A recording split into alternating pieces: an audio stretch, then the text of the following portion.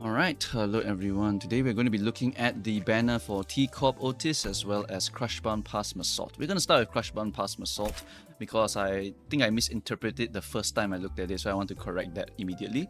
Let's start off with what he is basically going to be.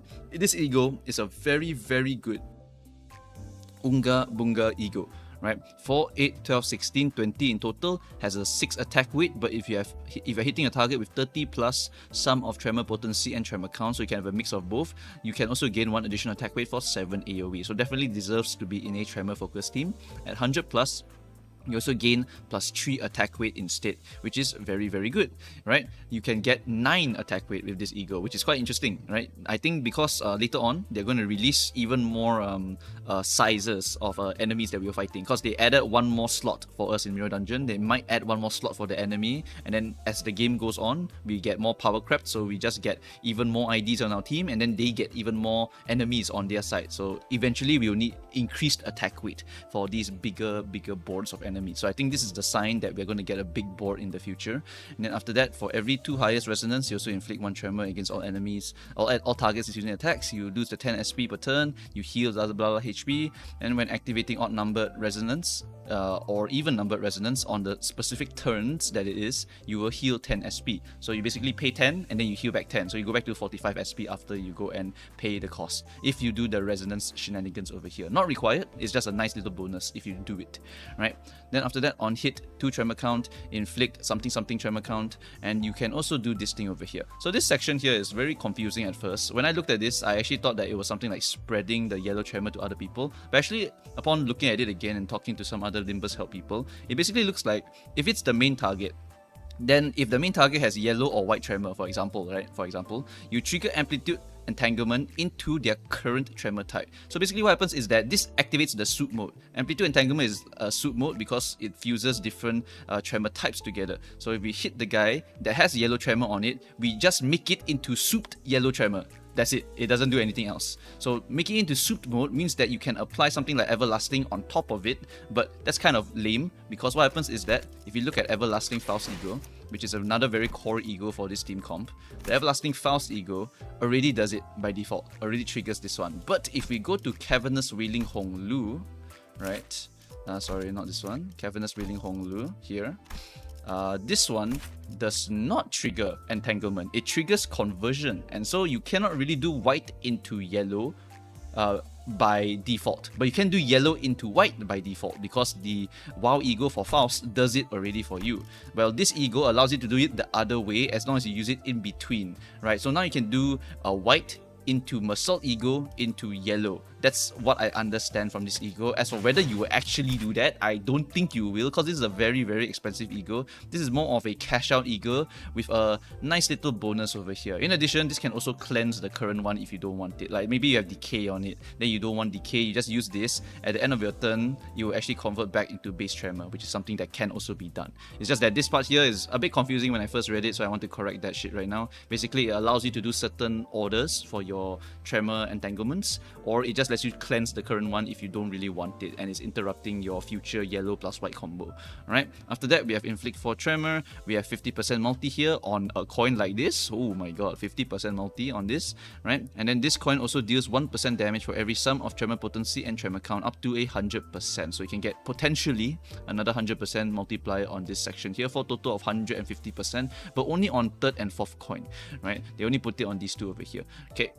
So this is pretty much a very good Unga Bunga ego, as we can tell. And we also have, I think, one of the highest burst numbers we've seen so far is trigger tremor burst once, and then again if you did 50% or more, and then again 2 more times if you did it by 100% or more. So you will need to get at least 100 total potency and count in order to trigger all 4 tremor bursts. Otherwise you only trigger tremor burst twice. But either way, you're still hitting them for a humongous amount of damage just by raw hitting of the enemy.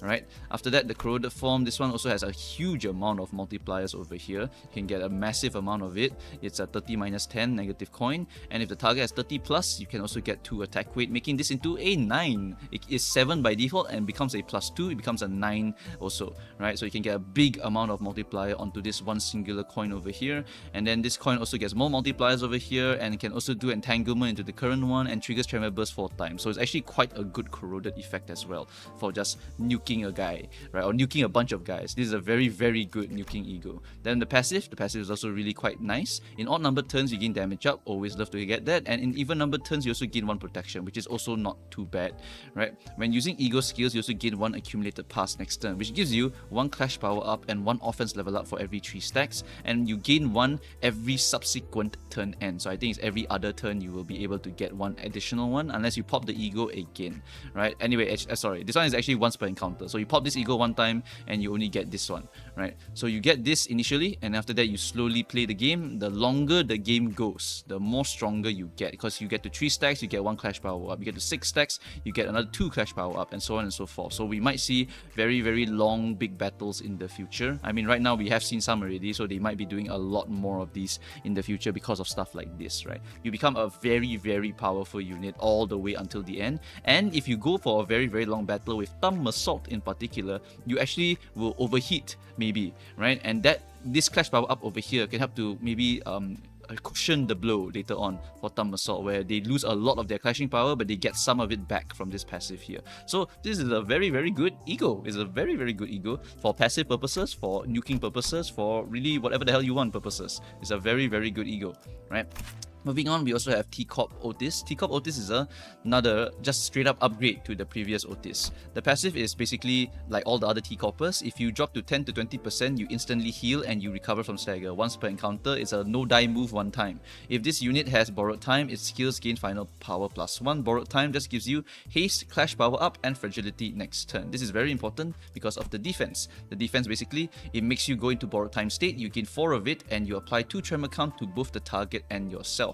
Right? While in the borrowed time state, you will now get final power +1, and when you are faster than your opponent and you pop your skill tree 1 time, you get violent collections, which makes you able to basically gain +1 more tremor count from base skills if the unit has haste. So your skill tree is very, very important, right? So this character is very similar to all other charge count and all gain tremor IDs, right? It's just a charge unit. Use your skill 1 to gain tremor count, and you can also apply a very good amount of tremor count to 2 count over here. Your skill 2 is gain 4 tremor count, inflict 4 potency, and if the target has 10 plus tremor, you consume 4 tremor on the target to give yourself another 2 and give the target another 2.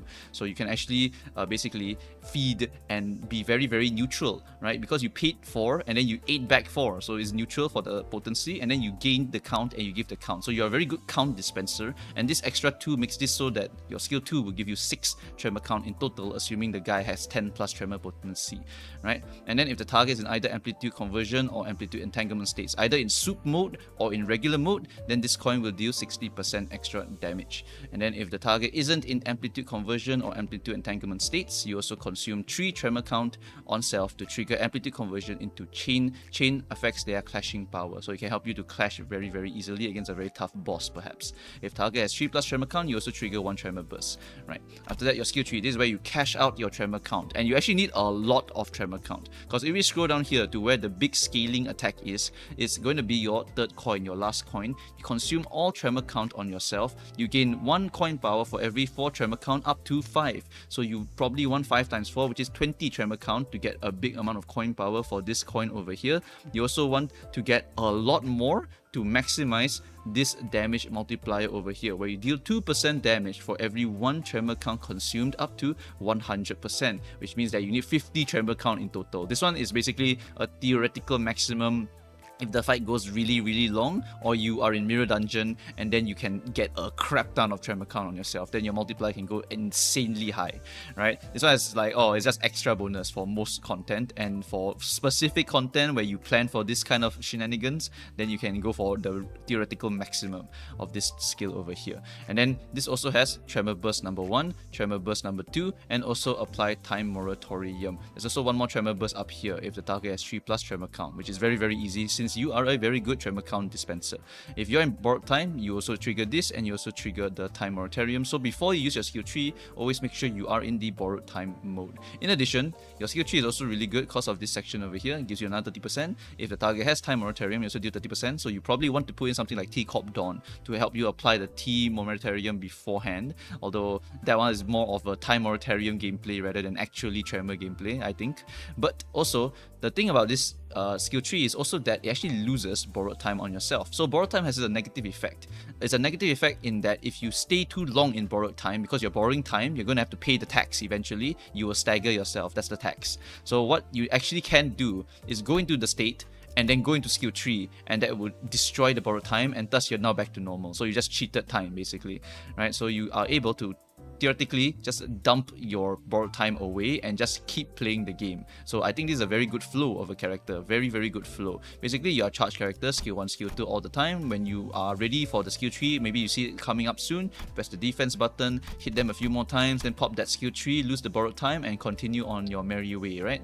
Because now you're in borrowed time mode, you can get a little bit more tremor count, and after that you just dump all of the tremor count, you lose the borrowed time, then you can just find another good opportunity to go back into borrowed time and then do it all over again and again and again and again and again. So you want to give her a lot of support, give her a lot of tremor count gain supports like Euro Divi Ryoshu on the bench, or your Miracle Nightmare, your Christmas Nightmare Ishmael. That also gives additional tremor count gains to your party members, right? So very decent character for the tremor team, and just a straight up upgrade to Molar Outis, right? So that's pretty much it for Corp Outis and for this Meursault. Very good Unga Bunga units, just a very solid unit for the tremor team, for tremor count applications and for cashing out. And for Meursault is just humongous damage and overall a very good buffing attack. I mean, you're literally throwing a train at the enemy, like it has to hit really hard. So I really like that this thing here hits like an absolute truck, right?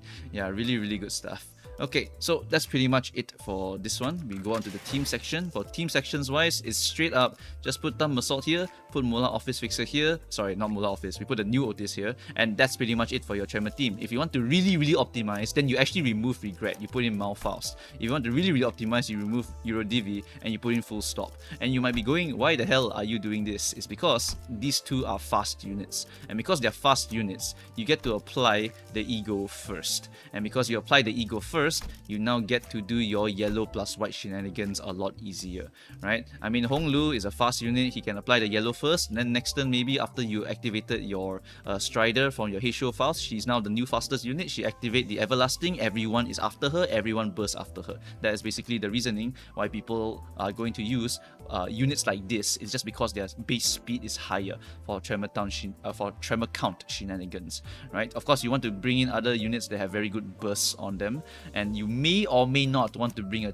Corp Dawn. I really not sure if you want to do time moratorium shenanigans here, because it's not really a super necessary thing, but you can do it if you want to explode and see humongous number, which is totally a viable option, right? There's also speed runs where you just do the reroll until you get time moratorium and then do big damage and you kill the guy in 2 to 3 turns. That's another strategy also if you want to do that, right? So yeah, there's a lot of flexible ways to build this kind of team comp over here, but I think the notable ones is actually just Full Stop, Mao, the Thumb Meursault with the Ego, and the new Outis, as well as maybe something like a Zwei Ishmael. That one's always going to be good. Then the last option is really up to you what you want, and always look for stuff that gives you any plus tremor count options as their support passives. Okay, so that's pretty much it, I think, for this guide here. Hopefully this has helped you, and remember to keep saving up that lunacy because Arc Knights is coming. And if you are not ready, remember that Arc Knights has I think 1 announcer and 4 egos, and I do not know if any of the egos will be given for free, so you better save up a lot of lunacy just in case. Alright, so that's going to be it, guys. See you guys in the next video. Bye bye.